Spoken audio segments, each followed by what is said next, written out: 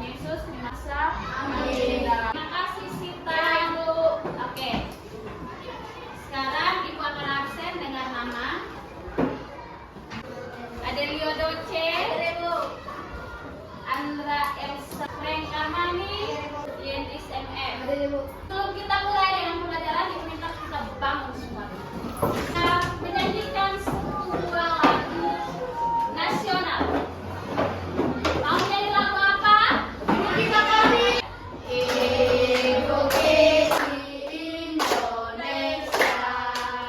Duduk. Halo. Hai. Halo. Halo, hai. Hai, halo. Oke, semua coba perhatikan di depan. Di situ kita diminta, coba anak-anak bayangkan ada tumpukan kaos kaki yang berantakan setelah dicuci. Bayangkan, semua warna tercampur. Tugas kalian adalah mengelompokkan semua kaos kaki yang warnanya sama. Kira-kira apa yang akan kamu lakukan? Pastinya yang kamu lakukan adalah melihat satu persatu, lalu memisahkan kaos kaki merah dengan merah, biru dengan biru, dan seterusnya.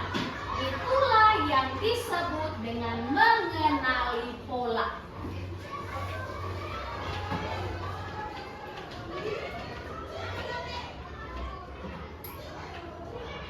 Oke. Di sini kita akan memecahkan yang namanya kode rahasia. Coba anak-anak perhatikan dulu. Lihat, bisa. Lihat di situ. Coba anak-anak baca bagian perintahnya. Setiap huruf memiliki nilai angka. Gunakan tabel bawah ini untuk menerjemahkan kata rahasia. Oke, coba sekarang anak-anak lihat. Di sini ada huruf dan juga ada angka. Coba sekarang berpikir sedikit dulu. Ibu belum suruh kalian buat apa-apa, Ibu suruh kalian berpikir. Coba. Di sini ada yang namanya huruf dan juga ada namanya angka. Jadi huruf ini melambangkan angka ini, atau bisa pun sebaliknya, angka ini melambangkan huruf. Nah, di sini kita harus memecahkan kode rahasia. Ini yang disebut dengan yang kosong ini yang disebut dengan kode rahasia. Jadi contoh yang di pertanyaannya kita disuruh memecahkan angka ini. Contoh 7. K. Adalah K. Lalu 4. Ingat sudah ada huruf apa dan apa? K dan D. Lalu nomor angka 10. J. Berarti sudah ada K, J. Lalu nomor 3. U. Berarti kalau disatukan kata keju. Berarti sudah paham? Sudah. Kalau yang ini buku. Anak-anak dikatakan hebat, bisa memecahkan kode rahasia. Berikan tepuk salut.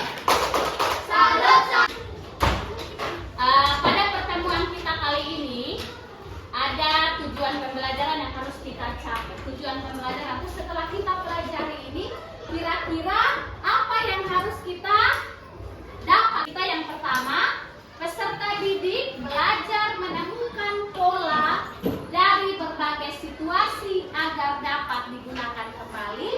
Dan yang kedua adalah peserta didik dapat memahami konsep berpikir komputasional. Pasti anak-anak baru pertama kali dengar berpikir komputasional itu yang bagaimana? Atau ada yang pernah tahu? Sudah pernah dengar kata ini? Tidak. Oke, belum pernah dengar. Baik. Nah, ini kalau kita belajar tentang berpikir komputasional, maka penjelasannya ada di sini. Jadi penjelasan yang pertama adalah membantu menyelesaikan masalah dengan lebih mudah.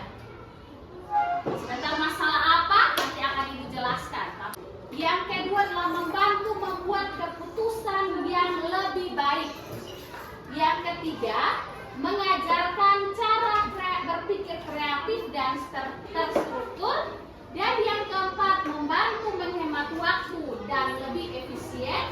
Dan yang kelima, membantu beradaptasi dengan teknologi. Oke, yang berikutnya adalah prinsip berpikir komputasional. Nah, di sini yang pertama adalah pemecahan masalah. Jadi pemecahan masalah, kalau dalam berpikir dekomposisi itu kita mencari sesuatu yang lebih gampang.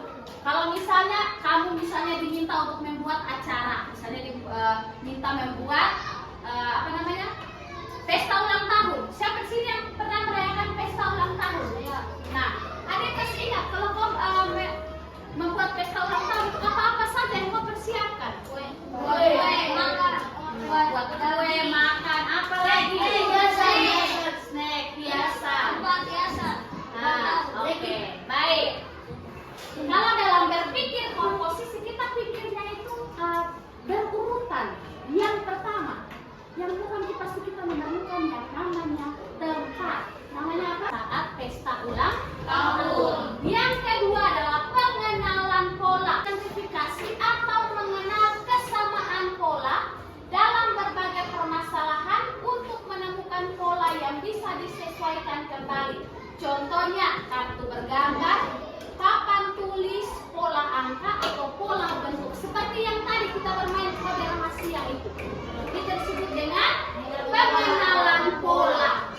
Jadi misalnya, satu itu dilambangkan A, contohnya huruf A, boleh. Setiap bentuk, jadi tidak hanya huruf dan angka, bisa juga bentuk-bentuk bangun datar, bisa juga namanya bentuk-bentuk hewan, misalnya hewan sapi. Sapi itu namanya dilambangkan dengan angka apa atau dengan huruf apa. Itu disebut dengan pengenalan pola. Jadi polanya itu berulang, tidak beda-beda, tidak keluar daripada materi. Misalnya, di sini yang pertama ada persegi panjang. Kenapa yang kedua tidak ada persegi panjang? Tidak. Tapi kalau misalnya ada persegi panjang, ada lingkaran, ada segitiga, ada trapesium, maka selanjutnya juga hanya ada 4 bentuk itu, tidak ada bentuk yang lain.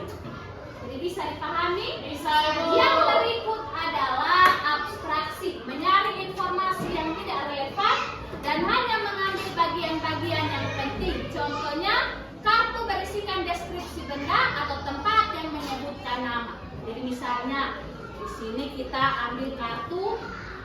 Misalnya kau pernah main game yang kita kasih tunjuk, yang ada orang yang pegang gambarnya, lalu kau disuruh untuk menyebutkan bentuk, lalu orang yang pegang itu yang menebak apa yang dia.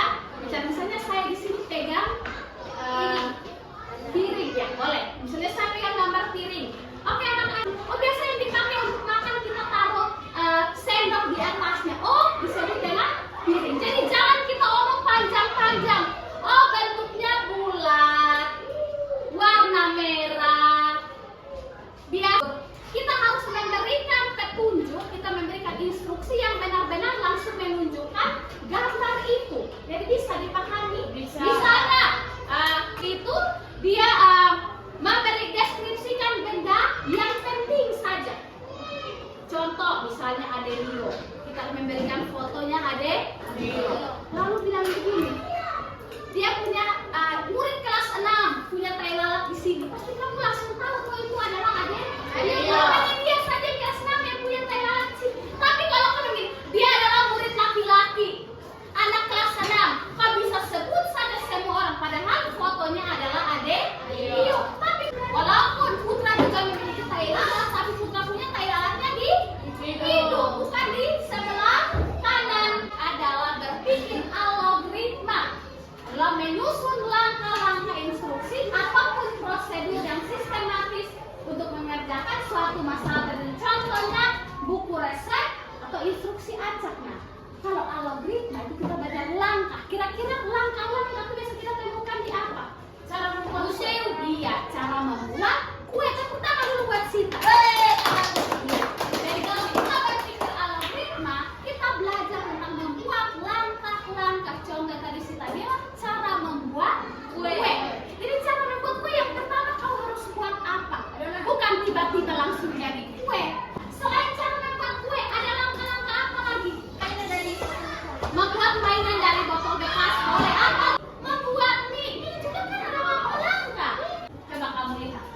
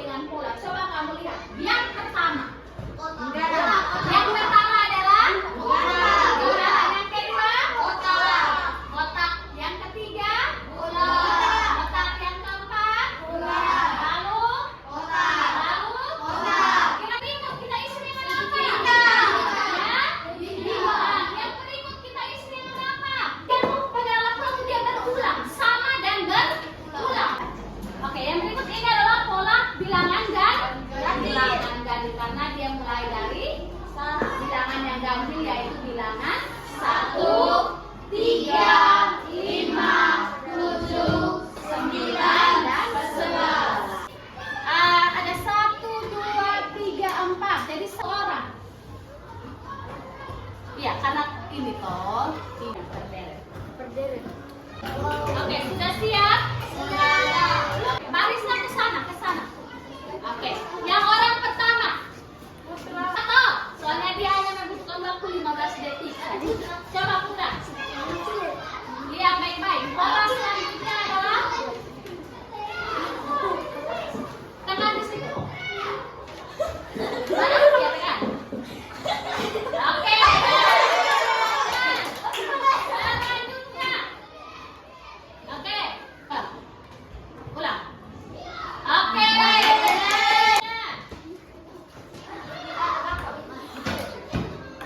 Tekan tepuk tangan dulu Pak teman-teman. Untuk materi kita yaitu pengenalan pola. Berikan kamu tugas. Yes. Tugasnya ini per kelompok. Tugasnya adalah per kelompok. Jadi kamu bertiga, kamu berempat. Balik-balik dan kerja sama dengan teman. Balik-balik. Balik. Ayo.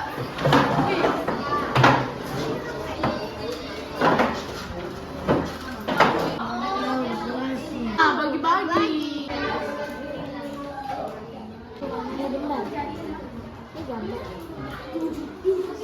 Aku minta perwakilan satu kelompok untuk presentasi. Kita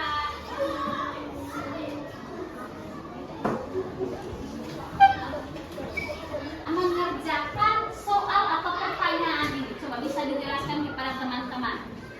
Cara saya mengerjakan adalah saya melihat pertanyaan di sini. Di sini pertanyaannya adalah ember. Kodenya adalah 500. Jadi saya menulis angka 500 di sini. Yang kedua adalah payung. Pertanyaannya di tabel sini payung fungsinya adalah Tulis 500.